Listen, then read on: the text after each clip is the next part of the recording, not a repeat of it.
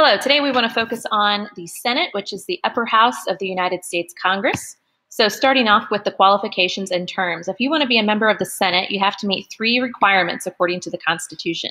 You have to be at least 30 years old, you have to be a resident of the state you're going to represent, and you have to have been a citizen of the United States for 9 years. So you don't have to be a natural-born citizen, you don't have to have a certain level of education or background before you become a senator.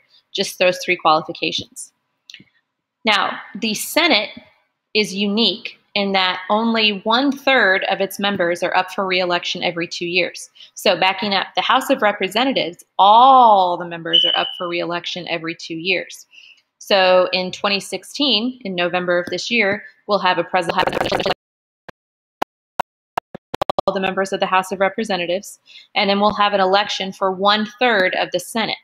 Now, since 1/3 of the Senate is up for re-election at one time, that leaves 2/3 of the Senate still in office, and that creates what we call a continuous body. So think of there continually being someone in the Senate that's been there before, someone who has seniority. Moving on then to classes. Whenever senators are elected, they're placed into one of 3 classes, and each class has either 33 or 34 members in it. And then every 2 years, every time we have a congressional election, one class is up for re-election. So we'll look at this website in class and try to figure out where our senators are in the re-election cycle. So next, the function and rules. Of course, the function of the Senate is the same as the function of the House of Representatives. Their job is to make laws. And in the Senate, we have a much more informal atmosphere when it comes to rules. In the Senate, you have this idea that this is a more prestigious body, so they should be offered more of an unlimited debate option. And there's less people, so you don't have to have as strict of rules as you do in the House. Moving on then to leadership in the Senate. The Senate is led by the Vice President, and that is currently Joe Biden. And the Vice President, his main job in the legislative branch is to preside over the Senate. And the only thing he can really do is vote if there's ever a tie. So keep in mind, we have 100 senators. That's an even number. So there's a very real possibility that our vice president, the president of the Senate, might have to vote to break a tie. In any other situation, he doesn't cast a vote, just if there's a tie. Next, we have the president pro tempore. And the president pro tempore is kind of like the substitute for the vice president if he's ever not there. Sometimes the president has the vice president doing things in the executive branch or helping with election campaigns for members of their party. So in that instance, the president pro tempore would take over. So the president pro tempore is the most senior member of the Senate from the majority party. So he's the member of the majority party that's been in the Senate the longest. And that person is voted on by their party. And the current president pro tempore is Orrin Hatch. And like I said, he presides over the Senate if the vice president's not there. Then just like in the House of Representatives, we have majority and minority floor leaders. We have majority and minority whips in the Senate. And they have basically the same responsibility. The majority floor leader is Mitch McConnell, and he's a Republican. And his job is to push his party's bills through the Senate. The majority whip is John Cornyn. He's also a Republican. And that tells you that the Republicans currently have the majority in the Senate. Remember, they also have that in the House. The minority floor leader is Harry Reid. He's a Democrat from Nevada. And then we've got the minority whip, and that is Richard Durbin, and he's actually from Illinois. Moving on, the lawmaking process in the Senate. Of course, the first step in the lawmaking process is to introduce the bill.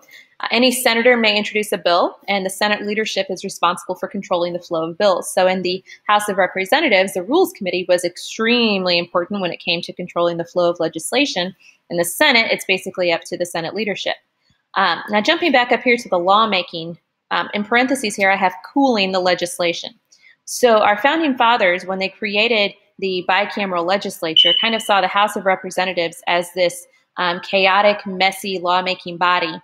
And then they also saw the Senate as this temperate, calm, prestigious body that would be responsible for kind of logically and intellectually debating concepts and potential laws that were brought before them. After the bill is introduced, it's put on one of 2 calendars. There's only 2 calendars in the Senate. The first calendar is a calendar of general orders, and that includes every bill that is heard by the Senate. And then the other calendar is called the executive calendar, and that includes treaties and nominations that are sent from the executive branch. So if you can think back to checks and balances from the Constitution unit, the president has the authority to pass or create treaties, but he can only do so if the Senate approves that treaty. He also has the authority to appoint members of the federal court system, and he can appoint members to his cabinet, but he can only do so with the consent of the Senate. And so that's where the executive calendar would come into play. And also, the discussion and debate section of in the Senate is very important. We have the possibility of something called a filibuster, and we'll talk a lot more about this in class, but the filibuster is a stalling tactic that's used to prevent a vote. Now, historically, filibusters have included members of the Senate talking for a really long time to avoid a vote. The person with the record for the longest filibuster is a guy named Strom Thurmond, and we'll also talk about him in class. And he filibustered for 24 hours and 18 minutes. That's an entire day that this man talked. Pretty neat. And cloture is basically the way that you end a filibuster. You end a filibuster by calling for cloture. Once the requisite number of members vote for cloture, then the filibuster is stopped, and every member can only debate for an hour. So I'll stop there. If you guys have any questions, ask away in class.